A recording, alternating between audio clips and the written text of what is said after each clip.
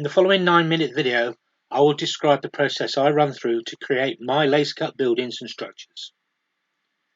My N-Gage home layout is a representation of the branch line from Brixham to Churston, which then joins with the main line running along the seawall at Teignmouth, crosses over the Royal Albert Bridge, down the Glyn Valley near Trago Mills, before passing through a mining area near Redruth. I know my geography and topography is wrong, but all the elements of the layout are based on reality. Many of the things I wanted to reproduce are unique and not standard GWR kit items, so I've had to make my own. I bought my laser cutter originally to make radio control model aircraft parts, but obviously it can just as easily cut items for model railways, and that's just what I've done. So to create a scale model building, the first requirement is suitable reference material. And this is preferably a 3-view drawing, but this is not essential. The internet is a tremendous store of data. However, printed books and magazines remain an excellent source of research information. I've built up a good selection of relevant books covering my chosen period in Devon and Cornwall from 1943 to 1963. I've used Google Street View screen grabs when I created some buildings for Michael Hatton's Scottish layouts, and of course there's always the possibility of a local site visit armed with a camera and a tape measure. So with some suitable reference views selected for the chosen project, I import the images into AutoCAD and scale them to 1:148. Scaling is most accurate if I have a known measurement to work from. Otherwise, I assume a door height of 6'6", which is 13mm in N-Gage, and I take it from there. Then it's just a case of tracing over all the relevant lines to get the basic panels.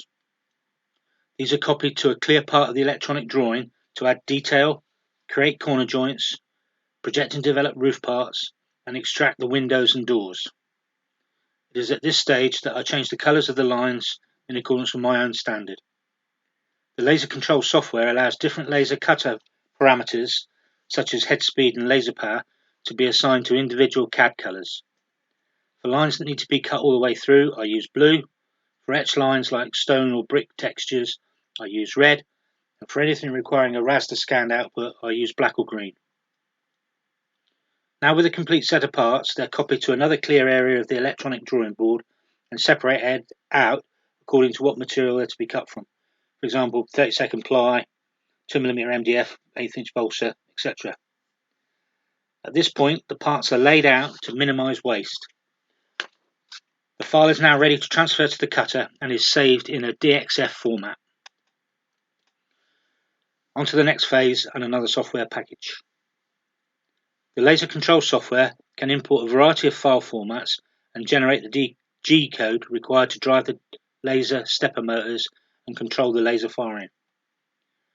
Although there is no force required to drive the cutting path through the material, unlike with a 3D router bit, there is a jet of air that blows across the laser cutting point to clear smoke from the laser, and this can dislodge some light parts.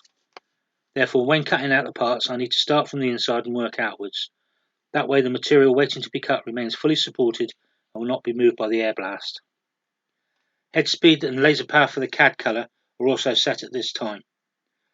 These variables are adjusted to suit different materials and thicknesses.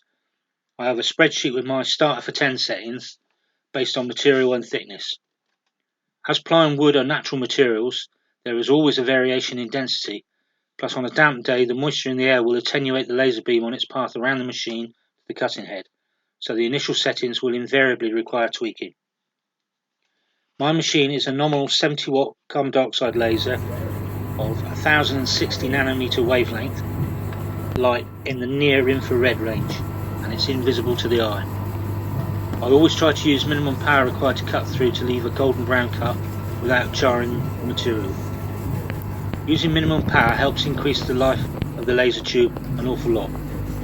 Think of the tube as a jumped up fluorescent light tube, but it costs £475 a go.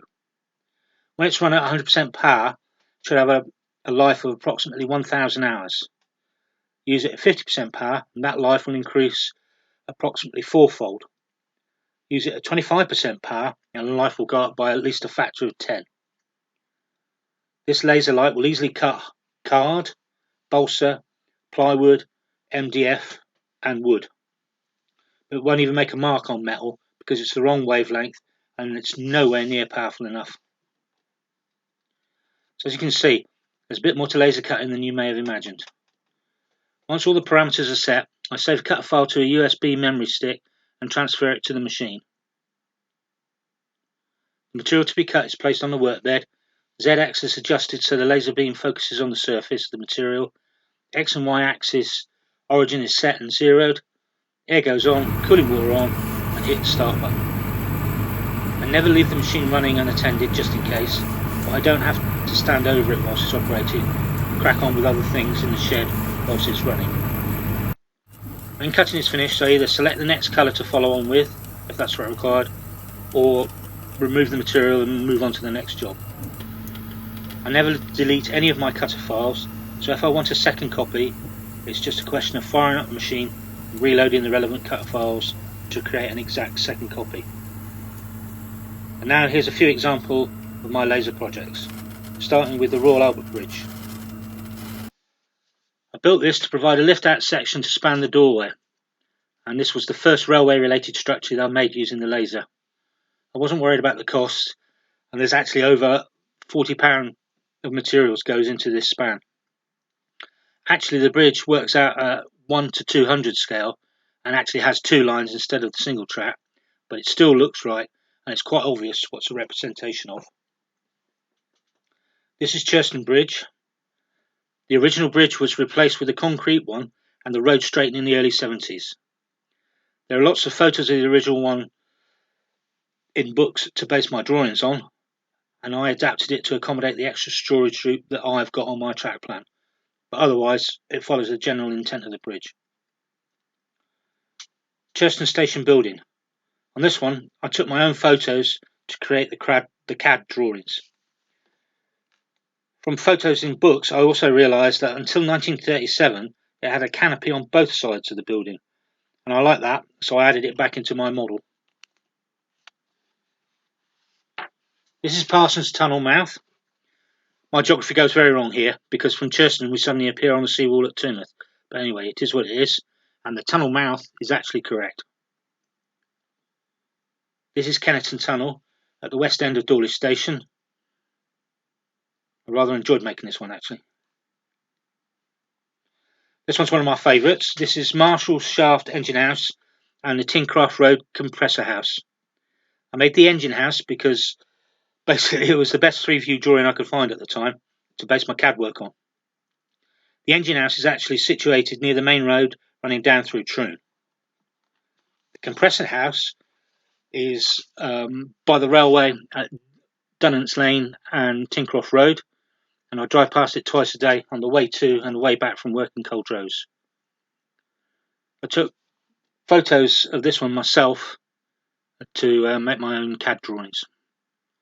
Both of these models have been 3D scanned, and I've produced several 3D printed versions for friends. And finally, Redriff Tunnel mouth. Again, my geography and orientation is wrong, but this is based on the tunnel at the east or the up end of the station heading towards Drum Lane, where it goes underneath the road.